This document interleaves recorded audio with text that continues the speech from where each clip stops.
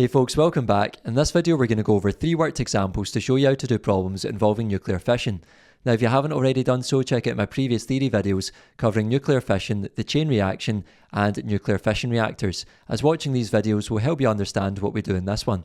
So let's get into it. Question 1 says the equation below represents a nuclear fission reaction. So we have uranium-235 plus a neutron decaying into these fission fragments plus 3 neutrons. Part A then says, is this reaction spontaneous or induced? Explain your answer. Well, we can say that this reaction is induced. And how do we know? Well, a neutron instant on the uranium nucleus has caused the reaction. So because we've got a neutron on this left-hand side of the reaction with the uranium nucleus, that means we've got induced nuclear fission going on. Part B says to describe what is meant by a nuclear fission reaction. Well, from the notes, remember nuclear fission is the process in which an unstable, heavy atomic nucleus splits into 2 or more lighter nuclei, i.e. fission fragments, with energy being released. Lastly, Part C says some of the decay products in this reaction may be involved in a chain reaction.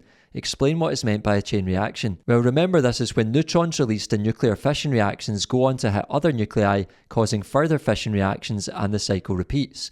The process may be controlled, as in nuclear reactors, or uncontrolled, such as in nuclear bombs.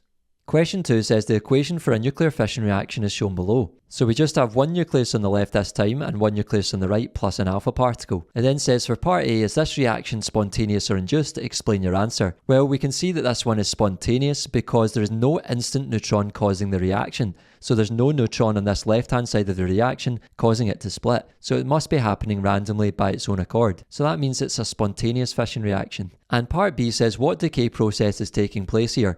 Well, notice how we've got an alpha particle being emitted here, so that suggests it's an alpha decay that's taking place. Lastly, question 3 says a nuclear fission reaction is represented by the following statement. So we have uranium-235 plus a neutron, and that's decaying into these 2 products plus 4 neutrons. Part A says, is this a spontaneous or an induced reaction? Justify your answer. Well, it's similar to question 1 in that we have a neutron on the left-hand side, so that means this is induced. And we can say it's because a neutron instant on the uranium nucleus has caused the reaction. Part B says determine the numbers represented by the letters R and S in the above reaction. Well, remember the rule for nuclear reactions is that we must have mass number and atomic number being conserved in the reaction.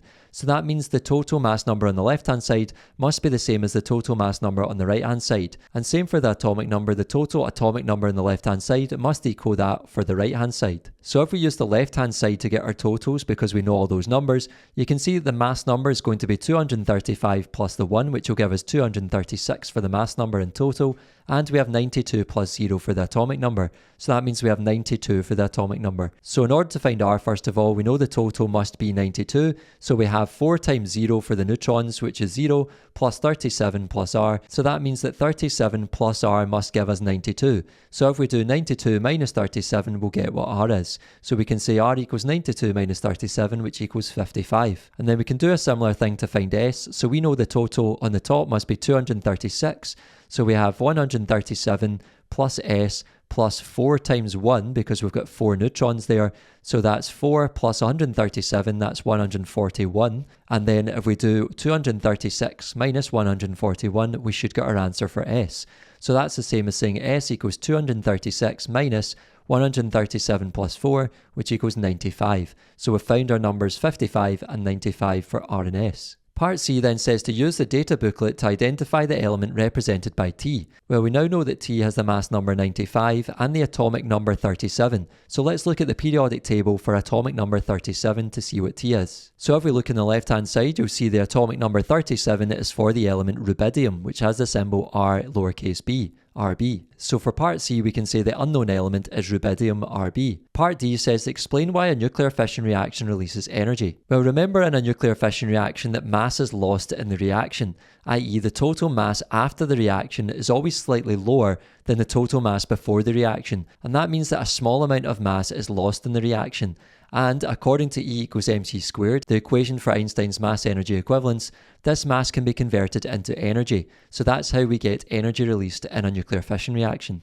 And lastly, part E says the masses of the nuclei and particles in the reaction are given below. So here's our mass of the uranium, 390.219 times 10 to the minus 27 kilograms. The mass of the cesium nucleus, 227.292 times 10 to the minus 27 kilograms. And for rubidium, we have 157.562 times 10 to the minus 27 kilograms.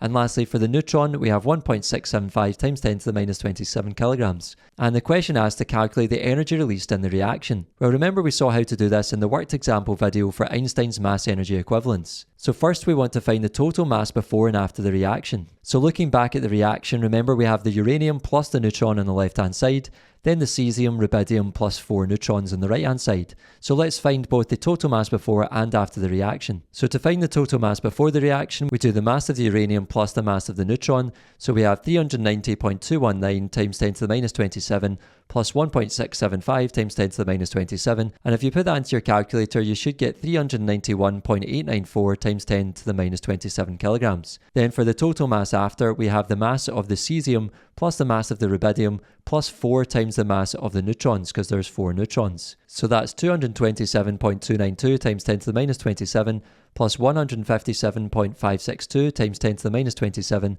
plus 4 times 1.675 times 10 to the minus 27. So don't forget to multiply the mass of the neutron by 4. And if you put that into your calculator, you should get an answer of 391.554 times 10 to the minus 27 kilograms. Remember, we don't want to round any of these numbers at this stage. You want to keep every single digit in your calculator. Now we want to find the mass lost in the reaction, so we can say that the mass lost is equal to the total mass before minus the total mass after.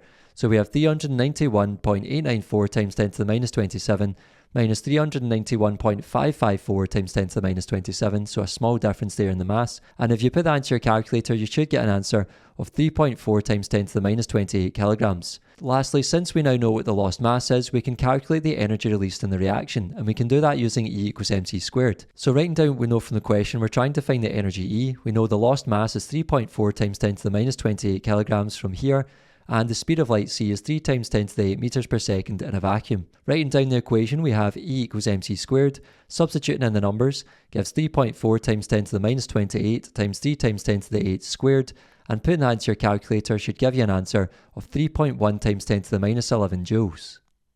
That's all for this video, folks. Thanks for watching. If you made it to the end, I really appreciate it. Make sure to give the video a thumbs up, subscribe to the channel, and I'll see you in the next one. Take care.